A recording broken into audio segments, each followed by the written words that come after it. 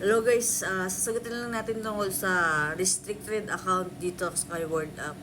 So guys, wag na natin lokohin yung sarili natin, okay? Kasi marami talaga tayong minsan nagagawa na alam mo naman yung mga Pinoy, kung saan talaga may pera at kung saan pwedeng lumusot na makakakuha pa ng pera, magagawa talaga natin yan basta pera. Ay naku, money talaga is. Pero sana huwag kayong magalit kasi may mga nagagawa talaga kayo na hindi nyo maamin sa sarili nyo na may nagawa kayo sa application nyo or sa apps nyo doon kay World App. Kaya na-restrict yan. So, huwag nyo isisi sa ibang tao or kung hindi ma-solve na yan, problema nyo, na-restrict na yan, guys. So, tsambahan lang talaga yan, guys. Huwag nyo isisi sa iba yung pagkakamali nyo. Kasi yung account nyo dapat is one device, one person, one device. So, scanning lang yan. So, yun lang. Huwag kayong magalit, guys, ha. So, yun nga. Sabog talaga yung inbox ko. And then, sabog din yung mga comment ko. So, okay lang naman yun. So, nasasagot ko naman yung mga ibang katanungan sa alam ko talaga. So, sorry guys hindi tayo professional pagdating dito. So, based lang sa disclaimer lang, based lang yun sa experience natin. Yung iba kasi natitrigger na, nagagalit pa. Minsan, magbibigay tayo ng suggestion ng ginagawa nila.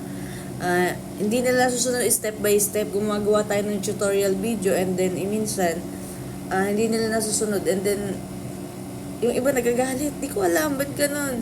So, naintindihan ko naman yung situation nyo kasi nag-effort kayo pumunta doon and then, di kayo nakakuha ng libreng ganito, nag-invest kayo ng time and then nagpamasahe, nang hiram pa kayo. Gets ko naman yung boy.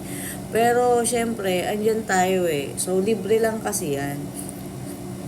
So, andyan yung pwedeng makuha natin or hindi. Swerte na natin. Kasi, aminin na natin guys na may nagagawa talaga tayo dyan sa application natin na hindi talaga applicable kay Word App. Okay? So, aminin natin yun na dapat yung iris natin, one person lang. And then, yung device natin, one person lang din. Yung email natin, one person lang din. Okay? So, wag sana magalit yung mga iba dyan. Kasi dami talaga nababasa. So, dami rin nagko-comment or nagme-message sa akin tungkol sa restricted account. So, may tutorial tayo dyan. Yung tutorial na yan, guys, hindi 100% na makakatulong sa inyo yan, okay?